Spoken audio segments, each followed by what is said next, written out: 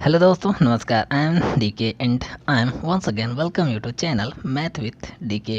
तो देखते हैं आज का अपना नेक्स्ट क्वेश्चन कौन सा होगा। तो ये है क्वेश्चन नंबर 90 और इससे पहले जितने भी यानी क्वेश्चन नंबर 89 तक के सारे क्वेश्चंस उस प्लेलिस्ट में पड़े हुए हैं। तो अगर आप पीछे के वीडियोस नहीं देखे हैं तो आप वहाँ के वीडियोस जाकर प्लेलिस्ट में जाकर देख लीजिए। जो भी चीज़ें पढ़ाई गई हैं उसको आप देख सकते हैं। और एक बात और, उसमें कुछ वीडियोस के जैसे जो शुरू में जो वीडियोस बनाए गए थे उसमें थोड़ी बहुत डल क्वालिटी हो गई है, तो आप लोग उससे परेशान ना होइएगा।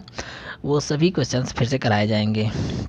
तो जितने भी मतलब क्वेश्चंस गड़बड़ा गए हैं जिसमें डल क्वालिटी आई है तो उनको फिर से कराया जाएगा।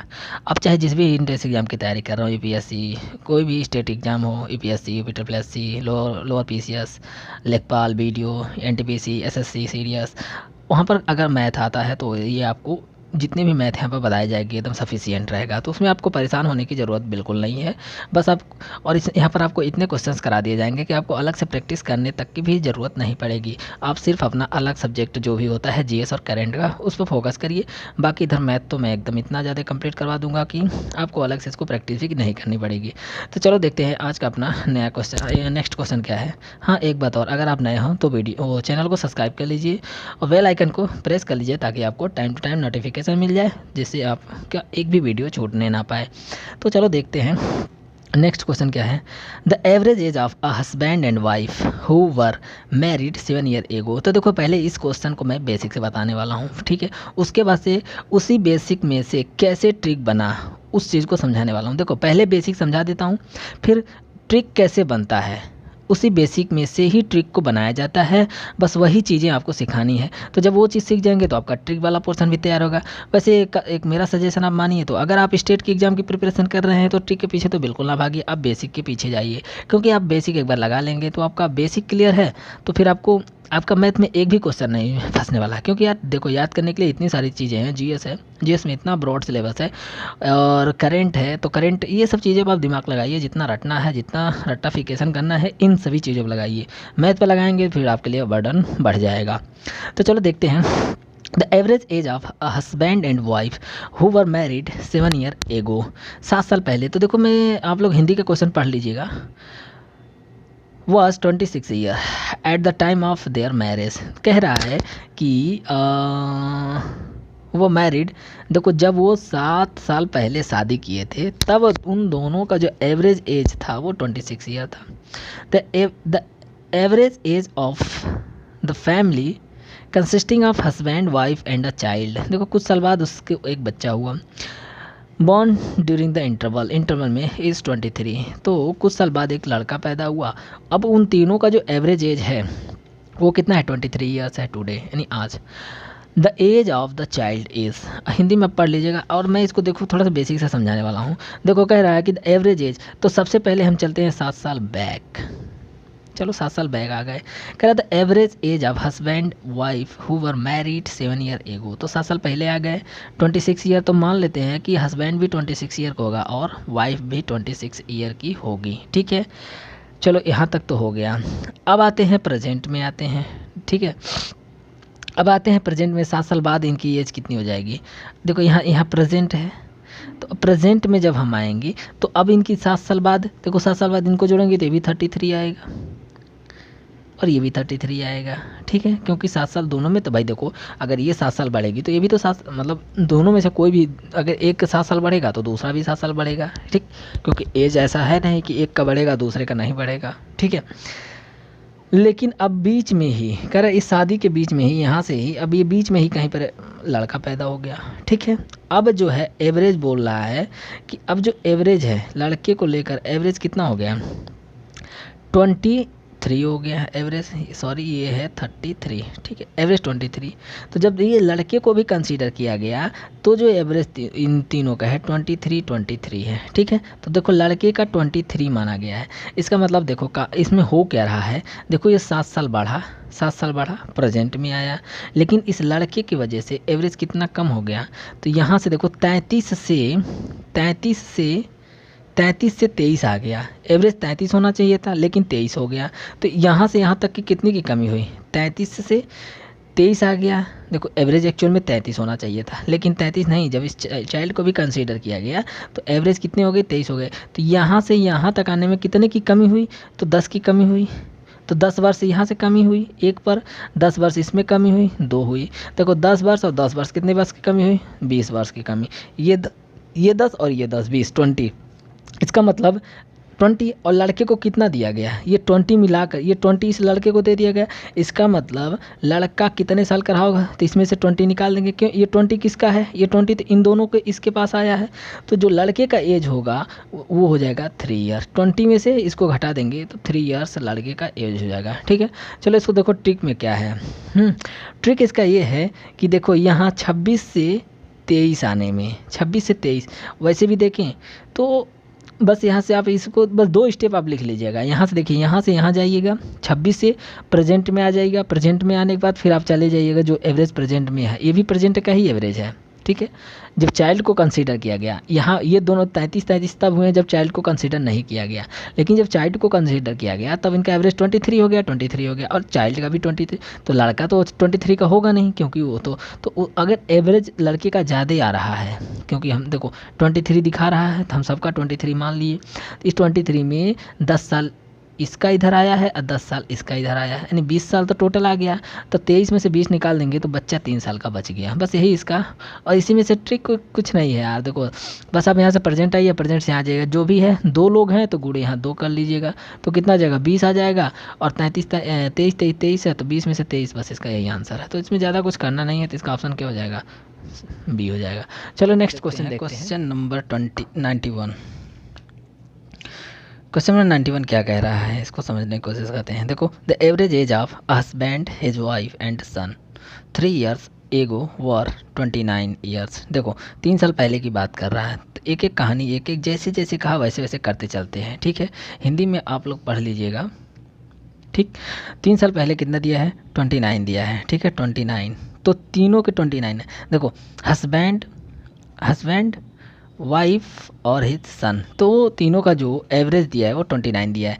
अब एक बात बताना, तो 3 साल बाद जो एवरेज होगा वो कितना हो जाएगा, 3 ईयर। देखो सब में 3 साल बढ़ जाएगा, तो एवरेज में भी 3 साल बढ़ जाएगा, यानी एवरेज हो गया 32। तो यहाँ से हम एक रिलेशन लिख सकते हैं, प्रेजेंट की ये बात कर रहे हैं, ये प्रेजेंट की बात हो जाएगी। ठीक है, अभी ट्रिक भी बता देंगे इसके बारे में। ट्रिक एकदम आसान है, ज़्यादा दिमाग उसमें लगाने की, वैसे इस तरह के क्वेश्चन को ट्रिक की ज़रूरत पड़ती ही नहीं है। तो देखो क्या हो जाएगा, अब यहाँ से एवरेज क्या मिलेगा, एवरेज का सम, यानी इन तीनों का सम क्या है, एज का सम मिलेगा, husband wife plus son equal to 3 number है, एवरेज कितना है, देखो 3 नंबर है, एवरेज कितना है 32, तो एवरेज 32, इनका सम कितना हो जाएगा, तो सम हो जाएगा 3 दूना 6, 3 3 9, 96 हो जाएगा, यानी हस्बैंड प्लस वाइफ प्लस सन। ठीक है, चलो एक रिलेशन यहाँ से मिल गया। एक और कंडीशन दिया है कि और उसकी मतलब and that of his wife and his son 5 year ago over 20। अब देखो अब उसकी वाइफ, देखो किसका दिया, प्रेजेंट से ही 5 साल पहले की अब बात कर रहा है। कब क्वेश्चन को छुपा देते हैं, हिंदी वाला कोई भी, हाँ हिंदी वाला देख सकता है। ठीक है, चलो देखो 5 साल पहले wife and his son, sorry wife है, मतलब वाइफ और सन का जो एवरेज दिया है, वाइफ और सन का जो एवरेज है वो कितना है, 21 है। 5 साल पहले, तो वो प्रेजेंट में कितने हो जाएंगे, इनका एवरेज कितना हो जाएगा, तो 5 साल आ जाएंगे प्रेजेंट में। ठीक है, प्रेजेंट में क्या हो जाएगा इनका एवरेज, तो इसमें 5, देखो वाइफ में भी 5 ऐड होगा, सन में भी, क्योंकि एज बढ़ रहा है तो दोनों लोगों का बढ़ेगा, ऐसा तो है नहीं एक का बढ़ेगा एक का नहीं बढ़ेगा। तो अब इनका जो एवरेज हो जाएगा 26 हो जाएगा। तो यहाँ से हम इनके एवरेज का जो, इनके एज का जो सम है, यानी यार वाइफ प्लस सन, 2 लोग हैं तो 2 गुणे एवरेज इतने 26। ठीक है, तो ये कितना हो जाएगा, 26 दूना 52 हो जाएगा। तो मतलब वाइफ और सन का ये प्रेजेंट में, ये भी प्रेजेंट है, ये भी प्रेजेंट है। ठीक है, दोनों प्रेजेंट है। तो हम एक काम करते हैं, इसके जगह पर क्या रख देते हैं, इसके जगह पर रख देते हैं, देखो हस्बैंड प्लस वाइफ और हस्बैंड, वाइफ और सन के जगह पर रख देते हैं 52 इक्वल टू हो जाएगा 96, सॉरी हाँ 96।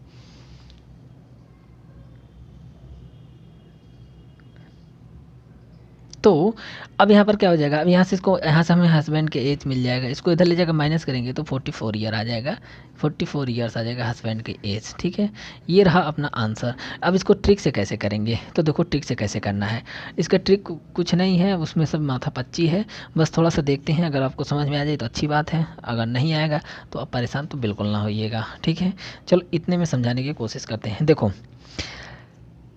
यहाँ कह रहा है, यही इसी में लिखा है, इसी में समझा देते हैं। देखो यहाँ पर देखो प्रेजेंट एज, यहाँ से जब हस्बैंड वाइफ और सन तीनों का एवरेज प्रेजेंट में जब देखते हैं तो कितना आ रहा है, 32 आ रहा है। ठीक है, इसका क्या मतलब हुआ कि प्रेजेंट में, इसका मतलब हुआ कि प्रेजेंट में तीनों हस्बैंड वाइफ सन तीनों कितने कितने होंगे, 32 32 32 होंगे। ठीक है, लेकिन सेकेंड कंडीशन में जो प्रेजेंट में आया है, सेकेंड कंडीशन में जो प्रेजेंट में आया है वो कितना आया है, 26 26 आया है। देखो सेकेंड कंडीशन में वाइफ और सन का जो आया है वो 26 26 आया है। इसका मतलब इसको देखो 32 बनाने के लिए, 32 बनाने के लिए किसको, वाइफ को, और 32 बनाने के लिए सन को कितना एक्स्ट्रा, प्लस 6 एक्स्ट्रा मिला होगा। इसको 6 एक्स्ट्रा मिला है, प्लस 6 इसको एक्स्ट्रा मिला। ठीक है, तो ये 6 एक्स्ट्रा दिया किसने दिया होगा, तो हस्बैंड ही तो दिया होगा, क्योंकि उसका एज ज़्यादा रहा होगा तभी तो दिया है। ठीक है, तो ये 6 6 12 और प्लस 32, तो 12 प्लस 32 कितना हो जाए, 44। तो यहाँ से हम डायरेक्ट हस्बैंड का एज 26 निकाल सकते हैं। चलो नेक्स्ट क्वेश्चन देखते हैं। तो ये अपना ट्रिक से भी निकल जाएगा और इसको इजी, मतलब बेसिक से भी इसका इजी है। चलो नेक्स्ट 92 क्या कह रहा है, क्वेश्चन नंबर 92 कह रहा है कि द एवरेज एज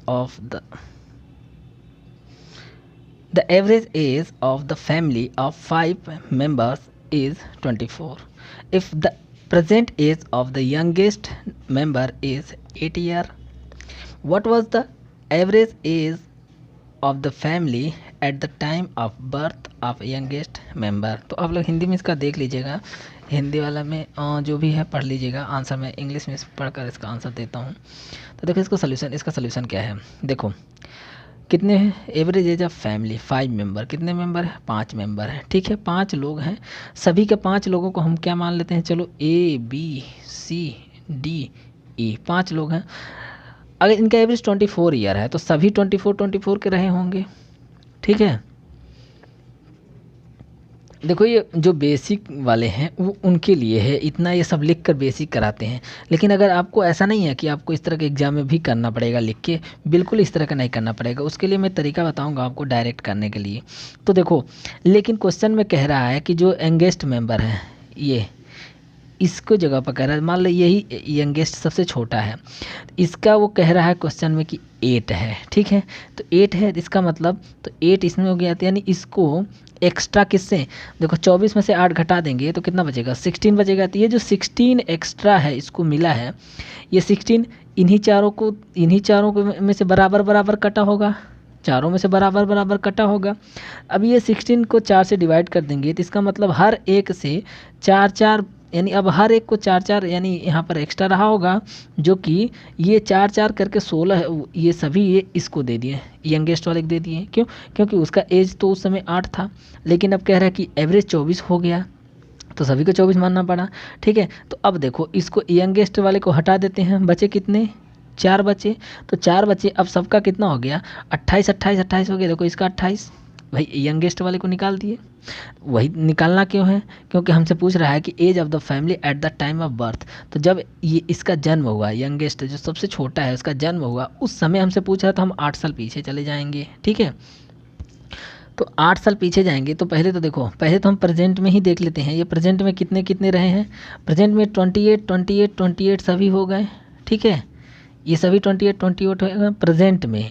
अब हमसे इसे 8 साल पीछे जाना है, तो सबका 8 8 साल हमें कम करना पड़ेगा। अच्छा, क्यों 8 साल पीछे क्यों जाना है, क्योंकि यंगेस्ट जो है इस समय 8 साल का है प्रेजेंट में। ये कितने साल का है प्रेजेंट में, 8 साल का है। ठीक है, तो जब ये जन्म लिया यानी 8 साल पहले की बात है, तो सभी में से 8 8 घटा देंगे, सभी में से 8 8 घटा देंगे, तो अब तो 8 साल पहले जो एवरेज होगा वो कितना होगा, 20 20 20, सबका कितना हो जाएगा, 20 20 20। तो हमारा आंसर क्या हो जाएगा, ऑप्शन हो जाएगा बी। अच्छा देखो इसको ट्रिक से कैसे करना है, इतना देखो इस समय माथा पच्ची कुछ करना ही नहीं था। देखो सिर्फ आपको एक लिखना है, क्या, एवरेज दिया है, ऐसे ए कुछ नहीं लिखना है, 5 मेंबर लिख लेना है, 5 मेंबर है, एवरेज लिख लेना है कितना 24, ठीक है। चलो एवरेज 24, 5 में से जो सबसे छोटा है वो 8 का है, एवरेज 24 माना तो इसको एक्स्ट्रा कितना देना पड़ा, इसको एक्स्ट्रा देना पड़ा कितना, एक्स्ट्रा इसको 16 देना पड़ा। ये एक्स्ट्रा 16 किस में बटेगा, जो बाकी 4 हैं, तो बाकी 4 जो हैं इनका एवरेज कितना हो जाएगा, 4 इसको डिवाइड और दे देंगे इसको तो 28 हो जाएगा।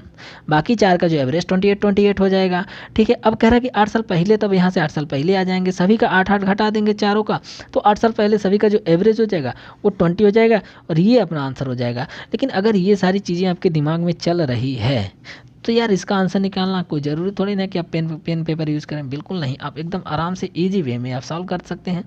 बस ये है कि अंदर क्या प्रोसेसिंग चल रही है, ये चीज़ें जानना बहुत ज़रूरी है। अगर ये आपको आ रहा है तब तो आपको कोई दिक्कत नहीं होगी किसी भी क्वेश्चन को सॉल्व करने में। चलो नेक्स्ट क्वेश्चन देखते हैं, और ये है last question, question number 93। Question number 93 और ये है अपना आज का लास्ट क्वेश्चन है। चलो इसको पढ़ते हैं। कह रहा the average age of mother, father and son was 42 years at the time of marriage of son. लड़के की शादी के समय इन तीनों का जो एवरेज एज था वो 42 साल था, ठीक है, 42 ईयर्स। आफ्टर 1 ईयर, 1 साल बाद, एन इन्फेंट वॉज बॉर्न, 1 साल बाद एक बच्चे ने जन्म लिया। And after 6 years of marriage, शादी के 6 साल बाद, the average age of the family becomes 36 year. शादी के 6 साल बाद उस फैमिली में, अब देखो फैमिली में शादी के 6 साल बाद फैमिली में कितने लोग हो गए, तो देखो मदर, फादर, सन, और सन की शादी हुई तो इसकी वाइफ आ गई और एक लड़के ने जन्म लिया। अब टोटल 5 लोग हो गए। इन 5 लोगों का जो एवरेज है वो कितना हो गया, 36 ईयर्स हो गया। Find the age of the bride, तो औरत दुल्हन की at the time of the marriage, marriage के समय दुल्हन की क्या एज थी उसी को हमें फाइंड आउट करना है। तो चलो मैं इसको समझाने की कोशिश करता हूँ और ये हिंदी में आप लोग पढ़ लीजिएगा और ये रहे ऑप्शंस।